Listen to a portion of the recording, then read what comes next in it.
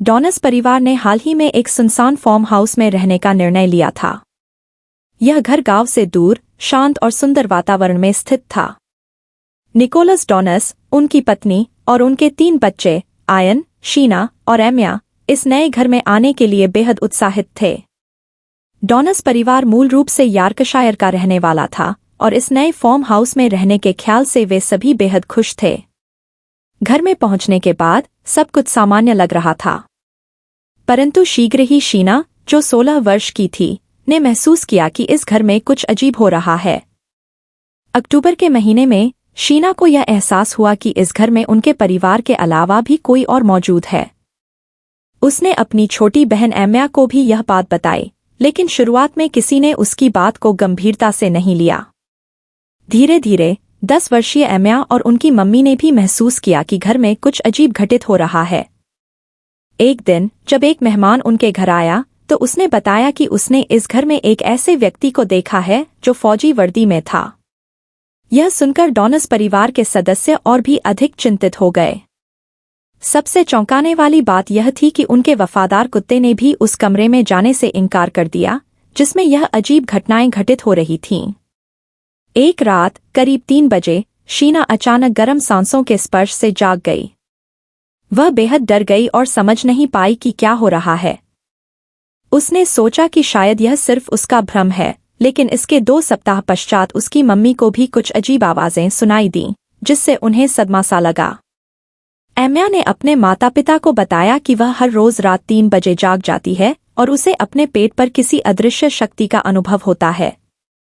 उसने बताया कि एक बड़ी छाया उसके शयन कक्ष में घूमती रहती है। यह सुनकर माता पिता चिंतित हो गए, लेकिन वे भी कुछ समझ नहीं पा रहे थे। कुछ रातों के बाद एमिया ने हवा में उड़ती हुई एक पुस्तक देखी। इससे एमिया बेहद डर गई और उसने अपनी मम्मी से कहा कि वह अकेली में एक भयावह आदमी से डरती है।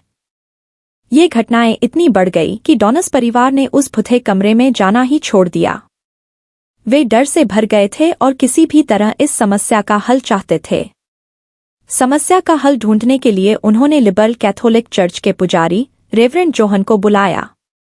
उन्होंने पुजारी से उस घर में हो रही अजीब घटनाओं के बारे में बताया। पुजारी ने ध्यान से उनकी बातें सुनी और कहा कि वह उस रूह को भगाने के लिए विशेष अनुष्ठान करेंगे। पुजारी रेवरेंड जोहन ने 2 घंटे तक विविध कठिन क्रियाकलापों के बाद बताया कि वे एक ऐसे आदमी की रूह का सामना कर रहे हैं जो लगभग 100 वर्ष पूर्व मरा था। यह आदमी एक सैनिक था जिसने अपने जीवन में बहुत कष्ट झेले थे। उसकी आत्मा अब भी इस घर में भटक रही थी क्योंकि उसे शांति नहीं मिली थी। पुजारी ने कहा, मैंने अपने दुस्साध्य प्रयासों से इस रूह को बंदी बना लिया है और अब यह घर सुरक्षित है।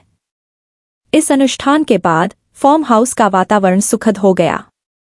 जहां पहले डॉनस परिवार भय के साए में जी रहा था, अब वे शांति और सुकून का अनुभव करने लगे।